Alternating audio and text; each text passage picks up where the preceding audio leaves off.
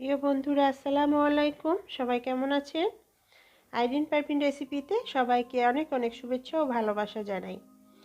চলে এসেছি আরও একটি নতুন রান্নার ভিডিও নিয়ে। আর আজকে আমি শীতের সবজি দিয়ে একটা সকালে রুটি পরোটার সাথে খাওয়ার মতো ভাজি রেসিপি করে দেখাবো।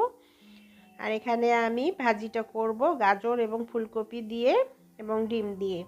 প্রিয় বন্ধুরা, আমার এই ভাজি রেসিপিটা যদি আপনাদের কাছে ভালো লাগে তাহলে আরও আমার নতুন নতুন রেসিপি দেখতে চাইলে আমার চ্যানেলটিকে লাইক, সাবস্ক্রাইব, ফলো দিয়ে আমার চ্যানেলের পাশে থাকবেন।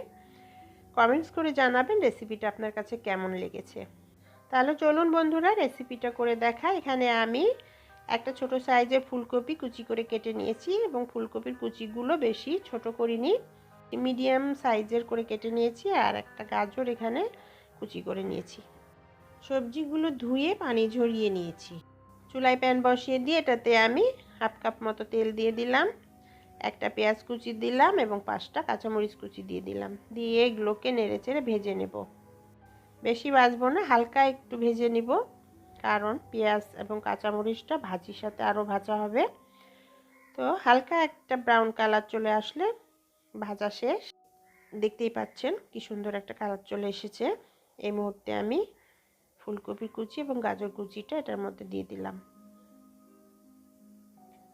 এটা দেওয়ার পর নেড়েচেড়ে পেঁয়াজ কাঁচামরিচের সাথে তেলের সাথে ভালোভাবে মিশিয়ে নিব। নিয়ে হাফ চামচ লবণ দিয়ে দিলাম, হাফ চামচ হলুদের গুঁড়া দিয়ে দিলাম। এই হলুদের গুঁড়া এবং লবণটাকে ফুলকপির সাথে ভালোভাবে মিশিয়ে দেব। নেড়েচেড়ে এটা মিশিয়ে দিলে ভালোভাবে লবণ এবং হলুদটা ভাজিটার সাথে মিশে যাবে। এভাবে কতক্ষণ নাড়বো। আর চুলার আঁচটা মিডিয়াম হিটে রেখেছি। এই মুহূর্তে আমি একটা ঢাকনা দিয়ে ঢেকে দিলাম, দিয়ে চুলার আঁচ লো ফ্লেম করে দিলাম। দিয়ে এটাকে কতক্ষণ ভেজে নেব। কতক্ষণ পর ফিরে আসলাম, আবার একটু নেড়েচেড়ে দিলাম। আর ভাজিটা একটু পর পর এসে একটু নেড়েচেড়ে দিতে হবে, নাহলে এক পিসটায় পুড়ে যাবে বা লেগে যাবে। আর এই মুহূর্তে চুলার আঁচ লো ফ্লেমে রেখে আমি ফুলকপি গাজরের ভাজিটাকে সিদ্ধ করে নিচ্ছি। কতক্ষণ রান্না করার পর আবার ফিরে আসলাম, ঢাকনাটা উঠিয়ে একটু নেড়েচেড়ে দিলাম। ভাজিটা মোটামুটি হয়ে এসেছে।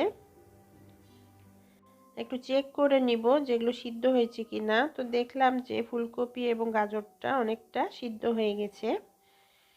তো এই মুহূর্তে আরেকটু রান্না করব আমি। আর এই শেষ মুহূর্তে ফুলকপির ভাজি বা তরকারি যেটাই বলেন, বেশি নাড়াচাড়া করলে ফুলকপিটা ভেঙে যায়। বেশি নাড়াচাড়া করব না। এই মুহূর্তে ঢাকনা দিয়ে আরও কতক্ষণ রান্না করে নিলাম।